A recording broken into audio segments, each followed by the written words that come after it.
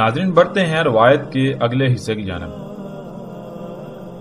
رسول اللہ صلی اللہ علیہ وآلہ وسلم نے کہا، درمیان اس کی آئین کے کتب ہوگا کافر اور پڑھ لے گا اسے ہر مومن، خواہ وہ کتب کرنا جانتا ہو یا کتب کرنا نہ جانتا ہو۔ ناظرین روایت کے اس حصے کو ہم اس وقت تک نہیں سمجھ سکتے جب تک کہ ہم اس میں استعمال ہونے والے الفاظ کو نہیں سمجھ لیتے۔ اور اس سے پہلے ایک بات جو واضح کرنا بہت ضروری ہے وہ یہ کہ اس بارے میں اسی ملا طبقے نے لوگوں کو ایک ایسی غلط فہمی کا شکار کیا ہوا ہے کہ کسی کو حقیقت کا علم ہی نہیں، جس کی وجہ سے اکثریت گمراہی کی گھاٹیوں میں چلی گئی۔ وہ بات غلط فہمی کم اور ایک عقیدے اور نظریے کی حیثیت زیادہ رکھتی ہے کہ دجال کی آنکھوں کے درمیان یعنی اس کے ماتھے پر کافر یا کفر یا پھر کاف فا را لکھا ہوگا اور اس کو تمام کے تمام مسلمان پڑھ لیں گے، خواہ وہ پڑھے لکھے ہوں یا پھر نہ ہوں۔ ناظرین ان کے اسی عقیدے اور نظریے کی وجہ سے عام عوام فتنہ دجال سے بالکل بے فکر ہو گئی۔ اس کی وجہ یہی بنی کہ ان کے ذہنوں میں یہ بات ڈال دی گئی کہ تم تو مسلمان ہو اور دجال جب بھی آئے گا اس کے ماتھے پر کفر لکھا ہوا تم پڑھ لو گے، یوں تم پر دجال واضح ہوگا اور صرف کافر ہی نہیں پڑھ سکیں گے اور وہ اس کے فتنے کا شکار ہو جائیں گے۔ ناظرین یہاں ایک اور بات بہت ضروری ہے، وہ یہ کہ ان کے نزدیک مسلمان کی تعریف کچھ یوں ہے کہ مسلمان وہ کہلاتا ہے جو دین اسلام کا ماننے والا ہو۔ اور دین اسلام کیا ہے؟ اس کی تعریف کچھ یوں ہے کہ جیسے دنیا میں باقی مذاہب موجود ہیں جنہیں آپ ہندوازم، ہندوتوا، بدھزم، پارسی، یہودی یا عیسائی وغیرہ کا نام دیتے ہیں یا ان ناموں سے جانتے ہیں، بالکل اسی طرح ایک دائرہ ہے، ایک گروہ ہے جس میں داخل ہونے کا ایک رستہ ہے جو کہ کلمے کا اقرار، اور باہر نکلنے کا کوئی رستہ نہیں۔ اس دائرے کا نام اسلام ہے۔ جو بھی اس دائرے میں داخل ہوگا وہ مسلمان ہے اور جو اس دائرے کے باہر ہے وہ کافر ہے۔ یوں جب دجال آئے گا تو اس کے ماتھے پر کافر لکھا ہوگا، وہ تمام کے تمام لوگ پڑھ لیں گے جو اس دائرے میں موجود ہوں گے، خواہ وہ پڑھے لکھے ہوں یا نہ ہوں، اور وہ تمام کے تمام انسان، وہ تمام کے تمام لوگ جو اس دائرے میں موجود نہیں ہیں، جو اس دائرے سے باہر ہیں، وہ تمام کے تمام کافر ہیں، اس لیے وہ نہیں پڑھ سکیں گے، اور پھر دجال کے فتنے کا شکار وہی لوگ ہوں گے۔ ناظرین انتہائی دکھ اور افسوس اور اس سے بھی بڑھ کر پریشان کن بات یہ ہے کہ نہ صرف پوری دنیا میں اسلام کے بارے میں یہی نظریہ رکھا جاتا ہے، یہی تصور پایا جاتا ہے، بلکہ جو لوگ خود کو مسلمان کہلواتے ہیں وہ بھی اسی نظریے و تصور پر قائم ہیں۔ حالانکہ جیسے جیسے ہم آگے بڑھیں گے تو قرآن سے یہ بات بالکل کھل کر سامنے آئے گی کہ اللہ سبحانہ و تعالیٰ نے بہت سختی سے اس سے منع کیا تھا کہ جیسے یہود و نصارہ نے اسلام کو یہود اور عیسائیت کے نام پر دائروں میں بند کر دیا اور ان کے نزدیک وہی دائرہ اسلام اور اسی دائرے والے اللہ کے چہیتے اور باقی سارے انسان کافر و جہنمی ہیں، تم ایسا مت کرنا۔ لیکن خود کو مسلمان کہلوانے والوں نے بھی بالکل وہی کیا کہ باقی مذاہب کی طرح اسلام بھی ایک دائرے کا نام ہے، ایک دائرے کو اسلام قرار دیا، اسلام کا نام دے دیا۔ جو اس دائرے میں داخل ہوگا وہ دنیا اور آخرت میں اللہ کا چہیتا، اور باقی سب کے سب انسان جو اس دائرے سے باہر ہیں وہ بدترین کافر و مشرک اور جہنم میں جائیں گے۔ کسی کو یہ علم ہی نہیں کہ اسلام ہے کیا، لفظ اسلام کے معنی کیا ہیں اور مسلم کے معنی کیا ہیں۔ یہ تمام کے تمام الفاظ اشیاء کی پہچان کے لیے ان کے نام نہیں ہیں، بلکہ یہ تو اسماء ہیں، یعنی یہ تو صفات ہیں۔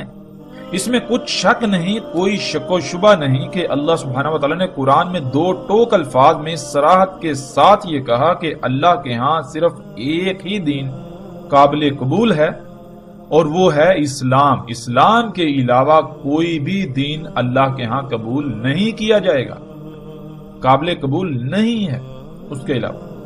لیکن ناظرین اس کا ہرگز یہ مطلب نہیں ہے کہ اللہ کے نزدیک اسلام کا مطلب وہی ہے جسے آج پوری دنیا کے انسان اسلام قرار دینے پر بازد ہیں۔ بے شک پوری دنیا اسے اسلام قرار دے، پوری دنیا اسے اسلام سمجھتی ہو، لیکن اللہ انسانوں کی اکثریت کے نزدیک اسلام کے تصور کو تسلیم نہیں کرنے والا اور نہ ہی اس بنیاد پر فیصلہ سنانے والا ہے۔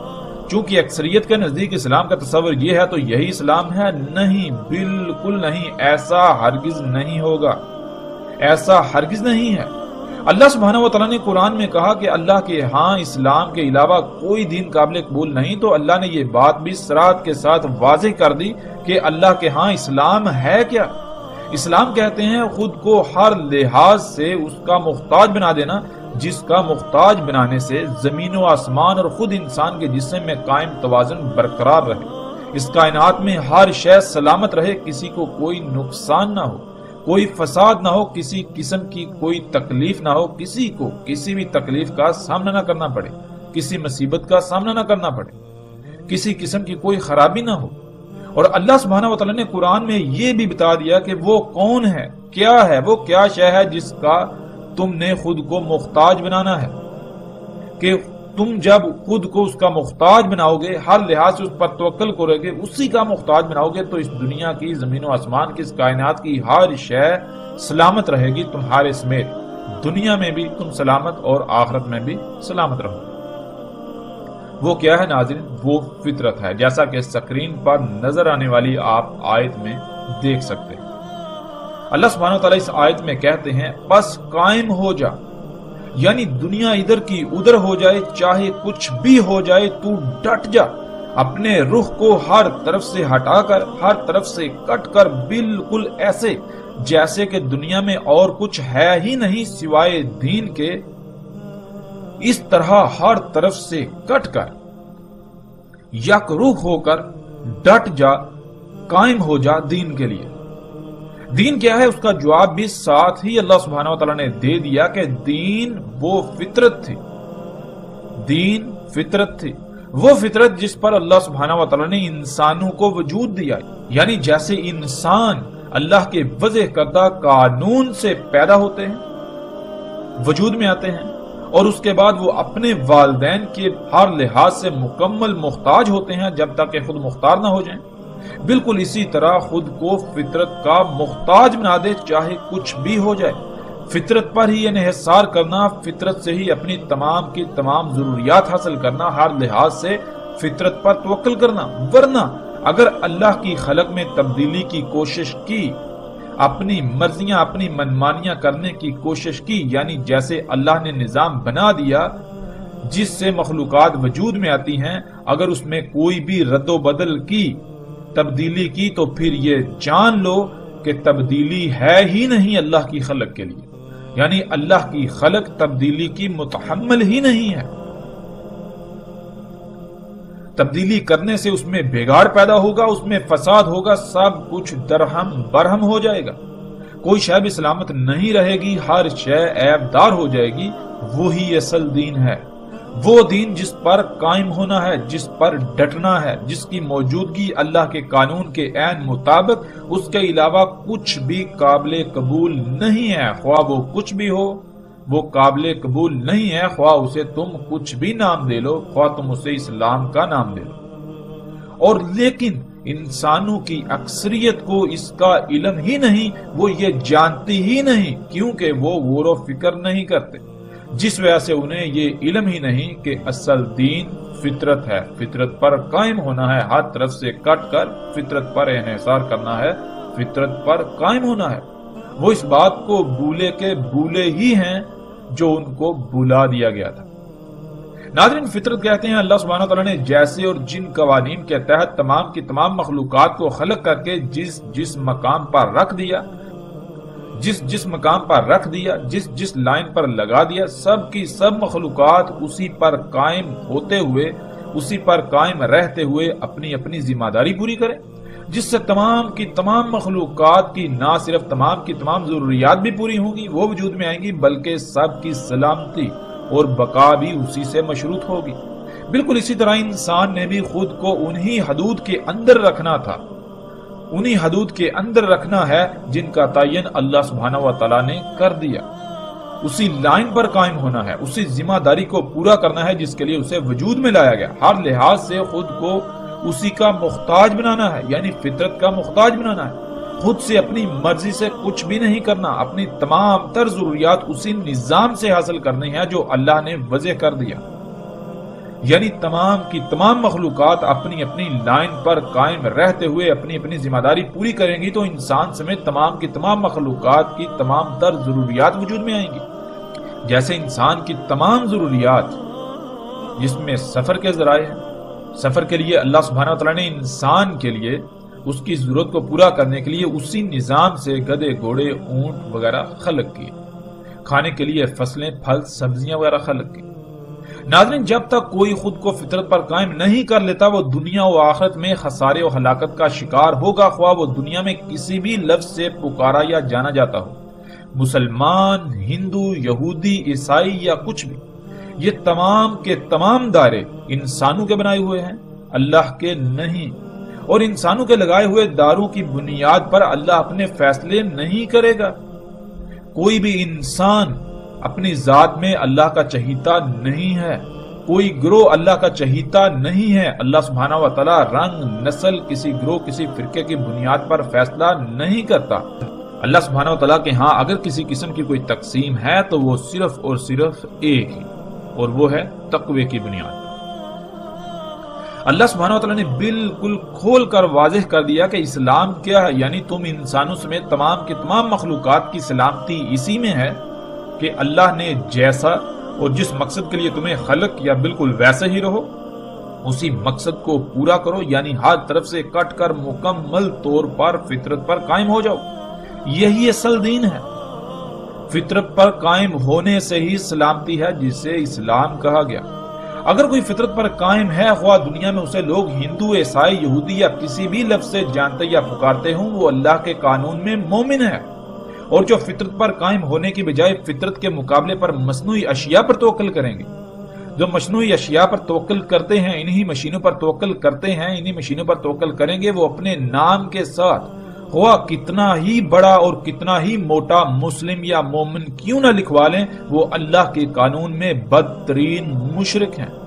یہودی، عیسائی، ہندو، بدھ مت اور مسلم لفظ کی بنیاد پر قطعاً کوئی فیصلہ نہیں ہوگا۔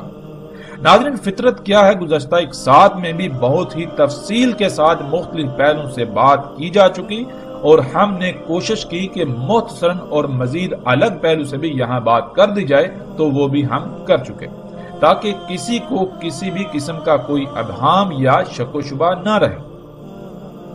اب ناظرین آتے ہیں واپس اسی موضوع کی طرف کہ دجال کی آئین کے درمیان کافر کتب ہوگا جسے ہر مومن غور و فکر کر کے جان لے گا، خواہ وہ لکھنا جانتا ہو یا نہ جانتا ہو۔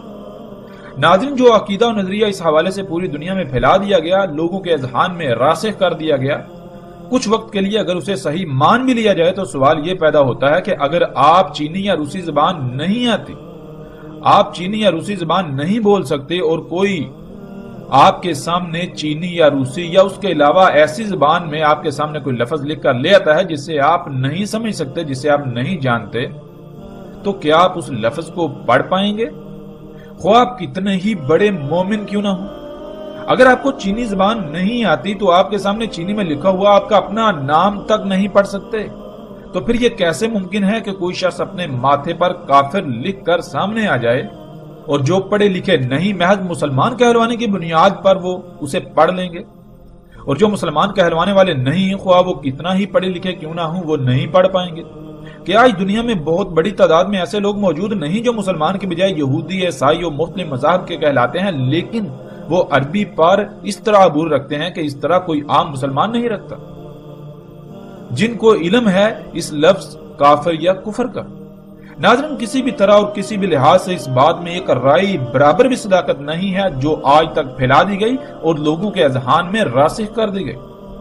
ہم اس وقت تک حق کو نہیں جان سکتے جب تک کہ ہم اپنی خواہشات کو ترک کر کے خالص اللہ کی غلامی اختیار نہ کریں۔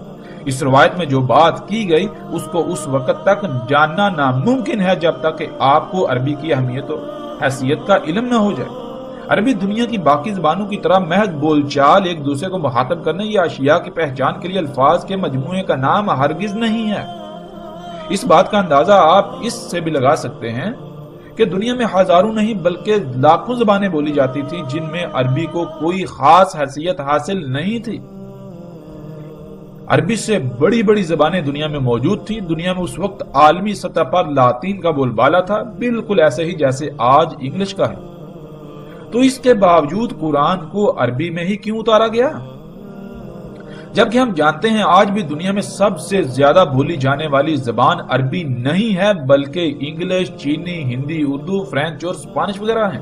تو کیوں نہ اس بات کا خیال رکھتے ہوئے اللہ سبحانہ و تعالیٰ نے قرآن کو ان میں سے کسی زبان میں نازل کیا، یا کم از کم باقی زبانوں میں تراجم ہی اتار دیے جاتے؟ کیا اللہ کو اس بات کا علم نہ تھا؟ اور اگر اللہ کو اس بات کا علم تھا تو علم کے باوجود اللہ نے اگر تراجم نہ اتارے تو کیا اللہ تراجم اتارنے پر قادر نہ تھا؟ اور اگر قادر تھا، جو کہ اللہ قادر ہے، تو اس کے باوجود اللہ نے تراجم نہیں اتارے، تو کیا کبھی ہم نے اس بات میں غور کیا، اس بات پر غور کیا کہ آخر اس کی وجہ کیا ہے؟ ناظرین، آج دنیا میں جسے عربی کہا جاتا ہے اس کا عربی کے ساتھ کسی قسم کا کوئی تعلق نہیں۔ اس کی حیثیت و حقیقت بالکل ایسے ہی ہے جیسے بازار میں اصل کے مقابلے پر اسی رنگ و روپ میں کوئی نقل آ جائے۔ اور یہی وجہ ہے کہ عرب گھرانوں میں پیدا ہونے والے خود کو عربی پر مہارت رکھنے والے بڑے بڑے عرب دان ہونے کے دعوے دار بھی قرآن میں استعمال ہونے والے الفاظ کے سامنے بے بس نظر آتے ہیں۔ ناظرین، اب آتے ہیں اس روایت میں رسول اللہ صلی اللہ علیہ وآلہ وسلم کے الفاظ کی حقیقت کی طرف۔ ہم اس وقت تک روایت کے اس حصے کو نہیں سمجھ سکتے جب تک کہ ہم اس میں استعمال ہونے والے الفاظ کو نہ جان لیں، جیسے کہ لفظ کتب، اقرا اور مومن۔ سب سے پہلے ہم آتے ہیں لفظ کتب کی طرف، اسی سے کتاب بنا ہے۔ ناظرین، اصل اور بنیادی مسئلہ یہ ہے کہ ہر کوئی اپنا اپنا دائرہ لگا کر اسی دائرے کو کل تصور کیے ہوئے ہے۔ اللہ کیا ہے؟ ہر کسی کے نزدیک اللہ کے بارے میں الگ الگ نظریہ و عقیدہ ہے، الگ الگ تصور ہے۔ اگر کوئی اللہ کے بارے میں کسی دائرے والوں کے عقیدے و نظریے کا انکار کرتا ہے تو اس دائرے میں قید لوگ ان کے اس نظریے و عقیدے کے انکار کو اللہ کی ذات کا انکار قرار دیتے ہیں۔ حالانکہ حقیقت تو یہ ہوتی ہے کہ انکار اللہ کا نہیں بلکہ اللہ کے بارے میں ان کے خود ساختہ نظریے و عقیدے کا ہوتا ہے، اور وہ لوگ اپنے عقیدے کے انکار کو اللہ کا انکار قرار دیتے ہیں، گویا کہ اللہ ان کے عقیدے کا نام ہے، اور ہر ایک کے لیے لازم ہے کہ ان کے عقیدے کو اپنائے۔ اس سے باہر اگر نکلے گا تو وہ عقیدے سے باہر نکلنا نہیں، عقیدے کا انکار نہیں، عقیدے کا رد نہیں بلکہ اللہ کا انکار ہوگا۔ سادہ اور آسان بات تو یہ ہے کہ ان لوگوں کا کہنا یہ ہے کہ جو ہماری عقل میں ہے، جو ہماری عقل میں آئے وہی حق ہے، وہی کل ہے، جو ہماری عقل سے باہر ہے، جو ہماری عقل میں نہیں آتا اس کا کوئی وجود ہی نہیں، اور باقیوں پر یہ بات لازم ہے کہ وہ ہماری سوچوں، ہماری فکروں کے پابند ہو جائیں، پابند بنیں۔ وہ ہماری سوچوں فکروں کے پابند ہیں، وہ بھی انہی کی طرح اسی میں قید ہو جائیں۔ ناظرین، اسی وجہ سے آج ہر کسی کے ذہن میں یہ بات ڈالنے کی پوری کوشش کی گئی کہ دجال ایک شخص ہوگا اور اس کے ماتھے پہ عربی رسم الخط میں کافر یا کفر لکھا ہوگا، جسے ہر وہ شخص پڑھ لے گا جو خود کو مسلمان کہلوانے والا ہے، خواہ وہ پڑھا لکھا ہو یا نہ ہو۔ اور اسی وجہ سے عربی کے الفاظ کو اپنی اپنی عقل کے مطابق ڈال کر ایسے ایسے عقائد کو پروان چڑھایا گیا کہ جس سے اکثریت گمراہی کی گھاٹیوں میں چلی گئی۔ ناظرین، لفظ کتب، اس کے معنی کیا ہے؟ اس کا سب سے جامع ترین معنی یہ ہے کہ علم کا کسی بھی شکل و صورت میں اس طرح وجود ہونا کہ اسے وہاں سے حاصل کیا جا سکے۔ مثلا جب آپ کسی شے کو دیکھتے ہیں تو اس میں غور و فکر کرنے سے آپ کے پاس علم آتا ہے۔ وہ علم آپ کے پاس آنے سے پہلے جس صورت میں موجود تھا وہ حالت، وہ صورت کتب ہونا کہلاتی ہے، کتب کہلاتی ہے۔ اور جہاں یا جس میں وہ علم تھا، علم کتب تھا، یعنی اس صورت میں موجود تھا، وہ شے کتاب کہلاتی ہے۔ ایسے ہی ناظرین، آپ دیکھتے ہیں کہ ایک مشین آپ کے سامنے موجود ہے، وہ مشین نہ صرف ایک وجود ہے، ایک خلق ہے، بلکہ وہ ایسا علم بھی ہے جو کہ کتب ہے۔ اب اگر آپ اس مشین میں غور کریں گے، یعنی اس کی گہرائیوں میں جائیں گے، تو جو علم اس میں کتب ہے وہ آپ کو حاصل ہو جائے گا۔ اس طرح ناظرین ایک اور مثال لے لیتے ہیں۔ ذرا تصور کریں آپ نے ایک بڑا سا گھر خریدا جو کہ خالی ہے، بالکل خالی۔ آپ گھر کا سامان لے کر آئے تو سوال یہ پیدا ہوتا ہے کہ آپ نے اس کے بعد کیا کرنا ہے۔ اگر آپ سے یہ سوال پوچھا جائے کہ اب آپ کیا کریں گے تو جواب یہ ملے گا کہ گھر میں سامان جوڑنا ہے۔ اور اگر پھر یہ سوال کیا جائے کہ آپ کو کیسے علم ہوا کہ سامان جوڑنا ہے تو پھر جواب آئے گا کہ ظاہر ہے جب گھر نیا خریدا ہے تو رہنے کے لیے خریدا ہے، اور اس وقت تک کیسے گھر میں رہ سکتے ہیں جب تک کہ گھر میں سامان ہی نہ ہو۔ سامان لائے ہیں تو ظاہر ہے اس وقت سامان کو ہی جوڑا جائے گا۔ ناظرین، یہ علم آپ سے پہلے کہاں تھا، ذرا غور کریں کہ اس وقت گھر میں سامان جوڑا جائے گا۔ ناظرین، اسی طرح اگر آپ گھر میں سامان جوڑ رہے ہوں اور اچانک گھر میں آگ لگ جائے تو کیا آپ سامان کو ہی جوڑیں گے یا پھر پہلے آگ بجھائیں گے؟ تو پھر جواب یہ ہوگا کہ ظاہر ہے پہلے آگ بجھائیں گے، ورنہ سب کچھ جل کر راکھ ہو جائے گا۔ تو ناظرین، پھر وہی سوال کہ غور کریں، آپ نے کہا کہ پہلے آگ بجھائیں گے ورنہ سب کچھ جل کر راکھ ہو جائے گا، تو یہ علم آپ کے پاس کہاں سے آیا؟ جہاں وہ علم آپ کے پاس آنے سے پہلے موجود تھا، اس حالت کو اسے کتب ہونا کہتے ہیں۔ آگ کیا ہے، اس کا علم صرف آگ ہی میں کتب ہے۔ آپ اس وقت تک نہیں جان سکتے جب تک کہ آپ آگ کو اقرا نہیں کر لیتے، یعنی اس میں غور کر کے یہ نہیں جان لیتے کہ آگ میں کیا علم موجود ہے۔ جیسے ایک بچہ جو آگ سے ناشنا ہوتا ہے، وہ پہلی بار جب آگ کے قریب جائے گا تو اس سے نہیں علم کہ آگ کیا ہے، وہ بغیر کسی خوف و خطر کے آگ کو چھو لے گا، لیکن اس کے بعد آئندہ وہ آگ کے قریب بھی نہیں جائے گا، کیونکہ اس سے علم ہو گیا کہ آگ جلاتی ہے، جس سے جلنے کی تکلیف ہوتی ہے۔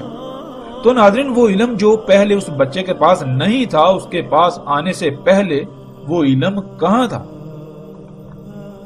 اس حالت کو اسے کتب کہتے ہیں۔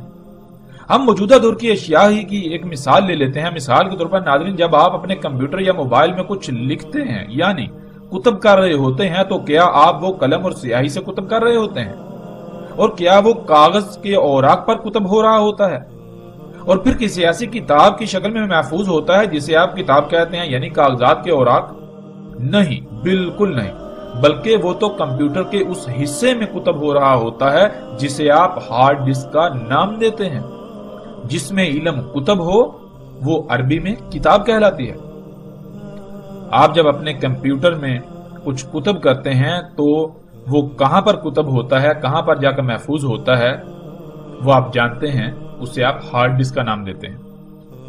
لیکن عربی میں اسے ہارڈ ڈسک نہیں بلکہ کتاب کہا جائے گا، عربی میں اسے کتاب کہتے ہیں۔ اب ناظرین، اگر وہ کتاب جس میں علم کتب ہوا وہ آپ کے سامنے لائی جائے، یعنی وہ ہارڈ ڈسک آپ کے سامنے لا کر رکھی جائے، تو کیا آپ اسے اقرا کر لیں گے، یعنی پڑھ لیں گے؟ آپ یہ جان لیں گے کہ اس میں کون سا علم موجود ہے، کون سا علم اس میں کتب ہے جسے آپ ہارڈ ڈسک کہتے ہیں؟ اس میں کیا علم کتب ہے؟ نہیں نا، کیونکہ آپ میں یہ جاننے کی صلاحیت ہی نہیں کہ اس میں کیا کتب ہے۔ اس میں جو کتب ہے اسے جاننے کی صلاحیت کمپیوٹر میں ہے۔ ناظرین، یہ ہے کتب کا معنی، اور کتاب کیا ہے یہ بھی ہم پر واضح ہو گیا۔ اللہ سبحانہ وتعالی نے قرآن میں اس کائنات کو، زمین و آسمانوں کو کتاب کہا، اور ان میں موجود تمام کی تمام مخلوقات کو اس کتاب کی آیات کہا۔ جب آپ پر یہ بات واضح ہو گئی کتب کیا ہے اور کتاب کسے کہتے ہیں، تو پھر آپ پر یہ بات بالکل واضح ہو جائے گی کہ اس کائنات کو اللہ نے کتاب کیوں کہا۔ اللہ نے جس علم سے اس کائنات کو خلق کیا، تمام کی تمام مخلوقات کو خلق کیا، جیسے نظام چلا رہے ہیں، وہ سب کا سب علم انہی مخلوقات میں، انہی کے اندر موجود ہے، جسے عربی میں کتب ہونا کہا جاتا ہے۔ ناظرین، جب علم کتب ہوتا ہے تو اس کتب علم کو غور و فکر کر کے، جس میں وہ علم کتب ہے، اس کی گہرائی میں جا کر اس علم کے حصول کو عربی میں اقرا کہتے ہیں۔ گھر میں سامان جوڑنے کے دوران آگ لگ گئی تو پہلے آگ بجھائیں گے، حالانکہ کسی نے بھی آپ کو نہیں کہا بلکہ آپ نے خود جان لیا۔ جس طرح جان لیا اسے عربی میں اقرا کہتے ہیں، یعنی آپ نے آگ کو دیکھا، آپ کو علم ہے کہ آگ اگر نہ بجھائی گئی تو یہ سب کچھ جلا کر راکھ کر دے گی۔ یہ ہے یقرا یا اقرا۔ ناظرین، اب آتے ہیں لفظ مومن کی طرف۔ قرآن میں متعدد آیات میں نہ صرف لفظ مومن دیکھا ہوگا آپ نے، بلکہ ایک اور لفظ آمنو بھی دیکھا اور پڑھا۔ آمنو کہتے ہیں کہ جب آپ کو کوئی بات کہے، کوئی بات کہی جائے، کوئی حکم دیا جائے یا کچھ بھی کہا جائے تو اس کی بات کو تسلیم کر لینا، یعنی اس بات کو مان لینا۔ اور مومن کہتے ہیں جو اس بات کو مان کر، یعنی آپ سے کہی ہوئی بات کو مان کر اس پر عمل کرنا۔ یہیں پر آپ مومن اور مسلم میں فرق بھی جان سکتے ہیں۔ مومن تو آپ پر واضح ہو گیا کہ جو بھی حکم دیا جائے اسے مان کر اس پر عمل کرنا، اور مسلم کہتے ہیں جو حکم دیا گیا، جو بات کہی گئی، اس کے آگے سرنڈر کر دینا، اس پر عمل کرنا۔ ناظرین، بظاہر مومن اور مسلم میں ایک ہی معنی نظر آتا ہے، لیکن ایک چھوٹا سا فرق ان دونوں الفاظ میں زمین و آسمان کے فاصلے پیدا کر دیتا ہے۔ آپ کو نہیں علم کہ کون سا شخص ہے جو خود دل سے بات کو تسلیم کر کے عمل کر رہا ہے، یا پھر کون ہے جو کسی مجبوری، کسی دباؤ، کسی لالچ، کسی خوف یا ڈر کے تحت سرنڈر کیے ہوئے ہے، مجبوراً بات مان کر عمل کر رہا ہے۔ جو بغیر کسی خوف، دباؤ، لالچ اور ڈر وغیرہ کے بات کو دل سے تسلیم کر کے عمل کرتا ہے، وہ مومن کہلاتا ہے۔ چونکہ یہ اندرونی کیفیت ہے تو انسان یہ فیصلہ نہیں کر سکتا کہ کون دل سے تسلیم کر کے عمل کر رہا ہے اور کون مجبوراً تسلیم کر کے عمل کر رہا ہے۔ جب تک کہ راسخ علم نہ آ جائے تو تب تک وہ مسلم ہی ہیں، یعنی سرنڈر کیے ہوئے ہیں، بات کو مان کر عمل کر رہے ہیں۔ کسی نے دل سے تسلیم کیا یا مجبوراً، یہ فیصلہ انسان کا نہیں بلکہ اس کا فیصلہ اللہ کرے گا۔ انسان ظاہر کا مکلف ہے تو ظاہر کی بنیاد پر فیصلہ کرنے کی صلاحیت رکھتا ہے، نہ کہ جس کا وہ مکلف ہی نہیں، جو اس کی پہنچ سے باہر ہے، اس پر وہ فیصلہ کرنے کی صلاحیت رکھتا ہو۔ ناظرین، دجال کی آئین کے درمیان کتب ہوگا کفر، ہر مومن پہچان لے گا اسے۔ دجال کی آئین کیا ہے یہ ہم گزشتہ ایک ساتھ میں تفصیل کے ساتھ جان چکے، جو کہ تمام کے تمام دیکھنے کے آلات ہیں، جنہیں کیمروں سمیت دیکھنے کے مختلف آلات کا نام دیا جاتا ہے۔ ناظرین، ان آلات سے جو کچھ بھی آج آپ کے سامنے لایا جاتا ہے، آپ کو دعوت دی جاتی ہے، وہ سارے کا سارا اللہ کے ساتھ کفر ہے۔ کفر کہتے ہیں انکار کرنے کو۔ مثلا جب اللہ نے حکم دیا کہ ہر طرف سے کٹ کر مکمل طور پر یک رخ ہو کر فطرت پر قائم ہو جاؤ، تو دیکھیں کہ جو دجال کے دیکھنے کے آلات کے ذریعے آپ کے سامنے لایا جاتا ہے وہ فطرت ہے یا پھر فطرت کے مقابلے میں اس کی ضد، فطرت کا کفر، اللہ کے حکم کا انکار۔ ناظرین، مومن کیسے دجال میں کتب کفر کو پڑھ لے گا، کیسے پہچان لے گا؟ یہ بات بالکل واضح ہو جاتی ہے۔ اگر آپ مومن ہیں یعنی آپ اللہ کی اطاعت کرتے ہیں،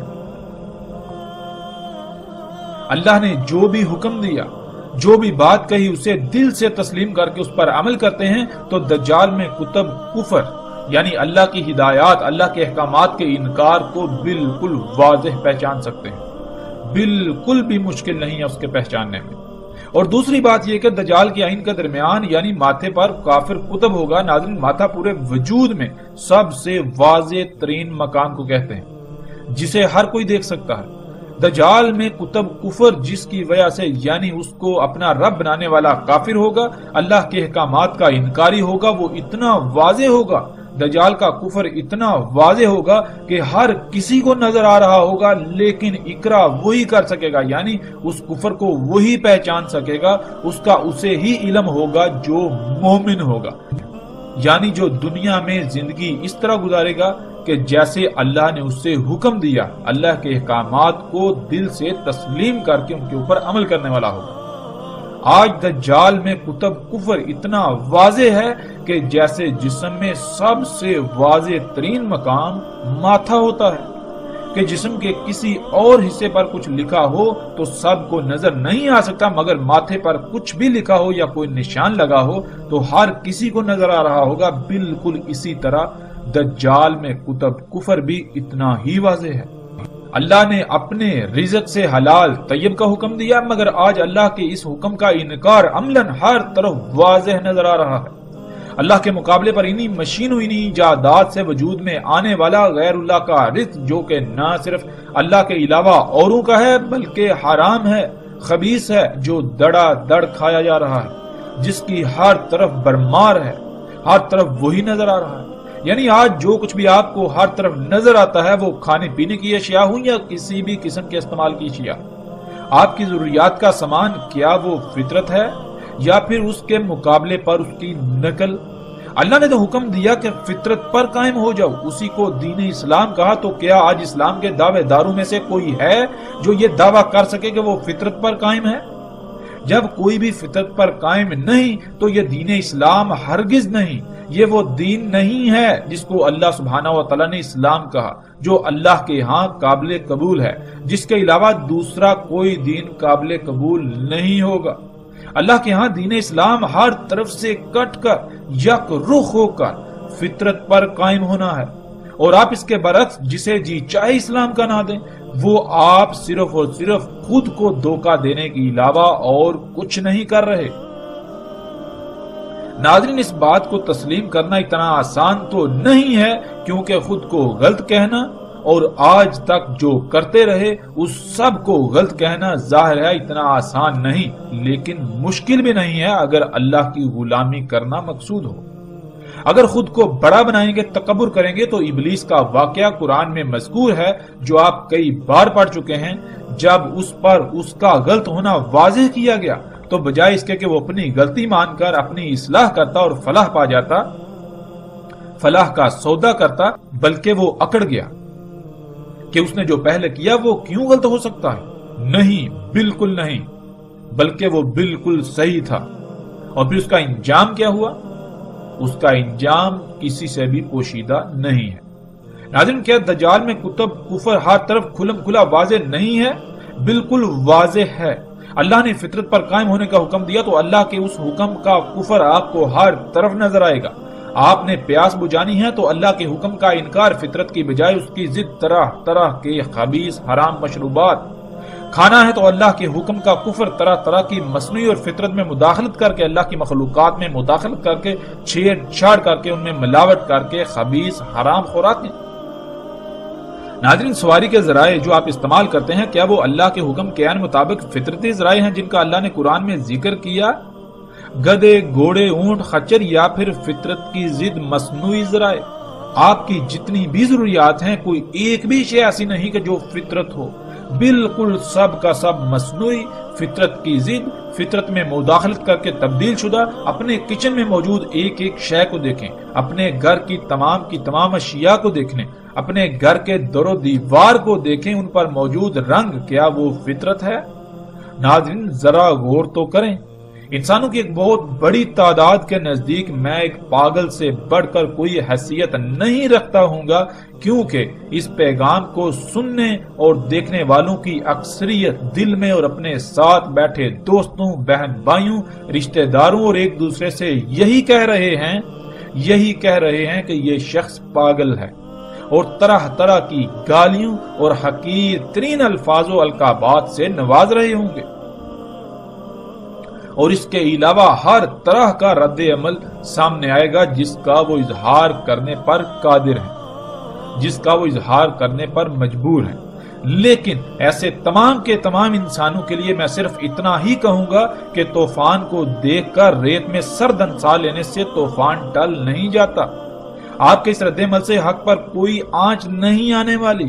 آج ان باتوں کا انکار کرنا، ان سے منہ موڑنا بہت آسان ہے، کیونکہ دنیا کی رنگینیاں جو سامنے ہیں، مگر یہ رنگینیاں ایسا دجل ہیں، ایسا دھوکہ ہیں جس کا آپ تصور بھی نہیں کر سکتے۔ ان رنگینیوں کی آڑ میں ایک ایسا عذاب آپ کے سر پر آ چکا ہے کہ وقت کے فیصلہ سنانے کی دیر ہے، اور وقت بھی اپنا فیصلہ سنانے کو ہے۔ وقت اپنا فیصلہ سنانے کو بے چین ہے، اور یہ بھی جان لیجئے کہ جب وقت اپنا فیصلہ سناتا ہے تو وقت کا فیصلہ ماننا مجبوری بن جاتا ہے، اس کا انکار کوئی بھی نہیں کر سکتا۔ ناظرین، واپس موضوع کی طرف پلٹتے ہوئے ہم آگے بڑھتے ہیں۔ رسول اللہ صلی اللہ علیہ وآلہ وسلم نے کہا، کس طرح ہوگا تمہارے ساتھ، کیا حالت ہوگی تمہاری جب تمہیں آزمائش میں ڈالا جائے گا ایک ایسے عبد یعنی اللہ کے غلام سے جس میں پھیلاؤ ہے، یعنی پھیلا ہوا ہے، تحقیق مسخر کی گئی اس کے لیے انہار الارض، یعنی جیسے انسان کے جسم میں خون کی شریانیں ہوتی ہیں، بالکل اسی طرح زمین میں ایسی ہی شریانیں ہیں جن میں زمین کا خون گردش کرتا ہے، انہیں انہار الارض کہا جاتا ہے۔ اور اس کے یعنی زمین کے ثمرات مسخر کیے گئے اس کے لیے۔ پس جس نے اس کی اتباع کی یعنی اس کے پیچھے پڑا، اس کو کھایا اور اس کا کفر کیا، یعنی اللہ نے جس مقصد کے لیے اپنے اس عبد کو خلق کیا، اسے جس مقام پر رکھا، جس لائن پر لگا دیا تاکہ اس مقام پر رہتے ہوئے اپنی ذمہ داری کو پورا کرے، جس سے زمین کا توازن برقرار رہے گا، زمین میں فساد نہیں ہوگا، زمین فساد سے پاک رہے گی، ہر شے ٹھیک رہے گی، اللہ کا قائم کردہ توازن برقرار رہے گا، اس بات کا انکار ہوگا۔ اس کے پیچھے پڑنا اور اس کا کھانا، اس کا اپنی مرضی کے مطابق استعمال کرنا، اور جو اس کے پیچھے نہ پڑا اسے نہ کھایا اور اس کا عذاب ہوگا، یعنی جو اس کے پیچھے نہیں پڑے گا، اسے اختیار نہیں کرے گا، اسے نہیں کھائے گا، تو گویا کہ وہ اس کے لیے اس کی سزا ہوگی۔ کیوں؟ اس لیے کہ پوری دنیا میں اس وقت حالت ہی ایسی ہوگی، وہ اتنی بڑی اتنی سخت آزمائش ہوگی کہ اس کے بغیر، اس کے پیچھے پڑے بغیر، اس سے بنی ہوئی اشیاء سے کھائے بغیر دنیا میں زندہ رہنا انتہائی مشکل ہوگا، بہت بڑی ایک عظیم آزمائش ہوگی۔ اس میں کچھ شک نہیں، اللہ جو ان سب سے اوپر ہے، اس یوم یعنی اس مدت میں اس کے ساتھ اس سے مومنین کی حفاظت کرے گا جس کے ساتھ ملائکہ کی حفاظت کرتا ہے تسبیح سے، یعنی جیسے ہی ملائکہ کو کوئی حکم دیا جاتا ہے تو وہ فوراً اسی وقت ویسے ہی عمل کرتے ہیں جیسے کرنے کا ان کو حکم دیا گیا۔ تو اس یوم جو انسان ایمان لانے کے بعد یعنی اللہ کے احکامات کو تسلیم کرتے ہوئے ان پر عمل کریں گے، بالکل اسی طرح جیسے ملائکہ کرتے ہیں، وہ اس سے محفوظ ہو جائیں گے۔ اس میں کچھ شک نہیں، درمیان اس کی عین کے یعنی ماتھے پر کافر، یعنی کفر اتنا واضح ہوگا جیسے انسانی جسم میں آنکھوں کے درمیان کا حصہ ماتھا واضح ہوتا ہے، پہچان لیں گے اسے تمام مومن، خواہ وہ کتب کرنا جاننے والے ہوں یا پھر کتب کرنا نہ جاننے والے۔ ناظرین، آج ہم غور و فکر کریں اور دیکھیں کہ وہ کون سا اللہ کا عبد ہے، اللہ کا غلام ہے، جس میں نہ صرف پھیلاؤ ہے، وہ پھیلا ہوا ہے، بلکہ اس سے زمین کی نہریں یعنی زمین کی شریانیں مسخر کی گئیں، پھر اسی سے زمین اپنے ثمرات نکالتی ہے، اپنے پھل نکالتی ہے، سبزیاں نکالتی ہے، فصلیں نکالتی ہے۔ یہ جو زمین کے اوپر حیات نظر آتی ہے، طرح طرح کا سبزہ نظر آتا ہے، ہمیں درخت پھل پھول نظر آتے ہیں، یہ سب کچھ اسی سے نکالتی ہے۔ ناظرین، گزشتہ ایک ساتھ میں پیچھے تفصیل کے ساتھ یہ بات گزر چکا کہ خام تیل، اللہ کا وہ عبد، اللہ کا غلام، جیسا کہ قرآن میں اللہ سبحانہ وتعالی نے اس کائنات کی تمام مخلوقات کو اپنے عباد کہا، اپنے غلام کہا۔ اس کائنات کی تمام مخلوقات اللہ کی عبد ہیں سوائے نافرمان یعنی سرکش جنوں انسانوں کے۔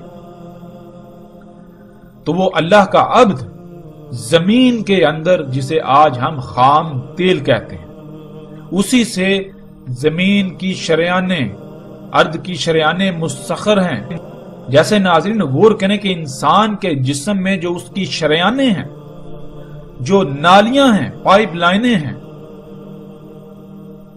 کس کی ان تک پہنچ ہے، کس کے لیے ان پائپ لائنوں کو مسخر کیا گیا، یعنی وہ کون سی مخلوق ہے، وہ کون سی شے ہے جو ان پائپ لائنوں میں جاتی ہے، جس کی وہاں تک رسائی ہے، وہ خون ہے۔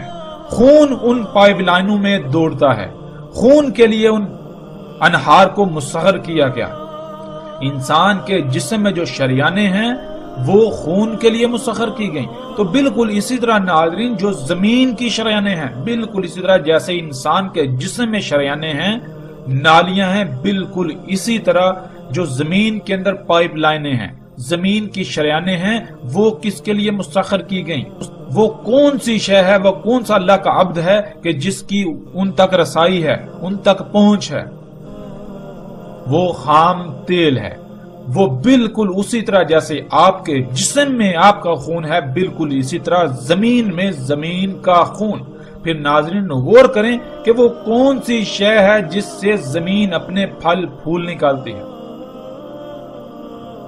زمین اپنی نباتات نکالتی ہے، زمین کے اوپر جو آپ سبزہ دیکھتے ہیں، جو حیات دیکھتے ہیں، وہ اپنے اندر سے باہر نکالتی ہے۔ وہ کون سی شے ہے؟ وہ یہی خام تیل۔ ناظرین، کبھی آپ نے غور کیا کہ آپ کے جسم پر بال جو کہ نائلون ہیں، آپ کے جسم پر ناخن جو کہ پلاسٹک ہے، آپ کے جسم میں ہڈیاں، آپ کے دانت، یہ سب کچھ کہاں سے آ گیا؟ کیا کبھی آپ نے غور و فکر کیا؟ یہ سب کچھ جو آپ کھاتے ہیں اس سے بنا، اور جو آپ کھاتے ہیں وہ کہاں سے آیا؟ وہ سب کا سب زمین نے اگایا، زمین نے نکالا۔ اس کا مطلب کہ آپ کے جسم میں جو تیل ہے، جو چربی ہے، جو نائلون ہے، جو پلاسٹک ہے، جو لوہا ہے، جو تانبا ہے، اس طرح جتنے بھی زمین کے عناصر ہیں، جتنے بھی عناصر ہیں، وہ سارے کے سارے زمین کے اندر سے باہر نکلے، اور وہ اللہ نے زمین کے اندر ذخیرہ کیے ہوئے ہیں، زمین کے اندر رکھے ہوئے ہیں، جو زمین کے انگ انگ میں، اس کی شریانوں میں دوڑتے ہیں۔ جیسے انسان کے جسم میں اس کی شریانوں میں خون دوڑتا ہے، اسی سے زمین اپنے خزانے باہر نکالتی ہے، اپنی یہ جو نباتات ہیں یہ باہر نکالتی ہے۔ وہ کیا ہے؟ وہ خام تیل ہے۔ اور ناظرین، اسی خام تیل کو انسان نے براہ راست جب نکالا، اسی خام تیل سے سب کا سب وجود میں آ رہا ہے، اسی خام تیل سے رنگ وجود میں آتے ہیں، اسی خام تیل سے مختلف تیل اور ایندھن وجود میں آتے ہیں، اسی خام تیل سے آگ و بارود بن رہا ہے، اسی خام تیل سے پلاسٹک، نائلون، اسی خام تیل سے کپڑا، اسی خام تیل سے آپ سکرین پر دیکھ سکتے ہیں۔ اس وقت دنیا میں شاید ہی کوئی ایسی شے ہو جس میں اس خام تیل کا کوئی کردار نہ ہو۔ اس وقت شاید ہی کوئی ایسی شے ہو کہ جو خام تیل کے بغیر انسان اسے وجود میں لا سکے۔ تو ناظرین، آگے رسول اللہ صلی اللہ علیہ وآلہ وسلم نے کہا کہ جو اس کے پیچھے پڑا، جس نے اس سے کھایا، بس اس نے اس کا کفر کیا، اللہ کے عبد کا کفر کیا۔ اللہ سبحانہ و تعالیٰ نے اس کائنات کو کیسے خلق کیا؟ اس کائنات میں تمام کی تمام مخلوقات وہ بالکل ایسے ہیں جیسے ہمارے جسم میں مختلف اعضاء ہیں۔ جب ہر عضو اپنے اپنے مقام پر رہتے ہوئے اپنی اپنی ذمہ داری پوری کرے گا تو جسم میں توازن برقرار رہے گا، ورنہ اگر کوئی ایک عضو بھی اپنی ذمہ داری ترک کرتا ہے یا اس کو اس کے مقام سے ہٹا دیا جائے تو جسم میں قائم توازن بگڑ جائے گا، جسے آپ بیماریوں کا نام دیتے ہیں۔ اس بگاڑ کو ختم نہ کیا جائے، دور نہ کیا جائے تو پھر جسم تباہی سے دوچار ہوگا، اپنی اجل سے دوچار ہوگا، جسے آپ موت کہتے ہیں۔ بالکل اسی طرح اس کائنات میں جتنی بھی مخلوقات ہیں وہ بالکل ایسے ہیں جیسے ایک وجود میں مختلف اعضاء ہوتے ہیں۔ وہ تمام کی تمام مخلوقات جب تک اپنے اپنے مقام پر رہتے ہوئے اپنی اپنی ذمہ داری پوری کریں گی تب تک اس کائنات کا توازن برقرار رہے گا۔ اگر کوئی ایک شے بھی اپنے مقام سے ہٹتی ہے، اپنی ذمہ داری کو پورا نہیں کرتی، تو زمین و آسمان میں، اس کائنات میں فساد ہو جائے گا، سب کچھ درہم برہم ہو جائے گا۔ تو جو اس کے پیچھے پڑیں گے، اس سے کھائیں گے، اسے اختیار کریں گے، جو اس کی اتباع کریں گے، اس کے پیچھے پڑیں گے، تو وہ اس بات کا کفر کریں گے کہ اللہ نے اسے کسی نہ کسی مقصد کے لیے خلق کیا تھا، کہ اس کو اگر ہم چھیڑیں گے تو کائنات میں فساد ہوگا، کچھ بھی نہیں ہوگا۔ وہ انکار کر دیں گے اس بات کا کہ کوئی فساد نہیں ہوتا، کوئی کچھ نہیں ہوتا، ہماری مرضی، ہم جیسے جی چاہے استعمال کریں، کچھ بھی نہیں ہوگا۔ اور پھر آگے رسول اللہ صلی اللہ علیہ وآلہ وسلم نے کہا کہ جو اس کے پیچھے نہ پڑا، جس نے خود کو بچا لیا، جس نے اسے نہ کھایا، اور اس کا عذاب ہوگا، یعنی اس کی سزا ہوگی۔ مطلب یہ کہ ناظرین، آج جب آپ غور کریں تو پوری دنیا میں فطرت کے مقابلے پر نقل دندنا رہی ہے، جس کو رسول اللہ نے دجال کہا۔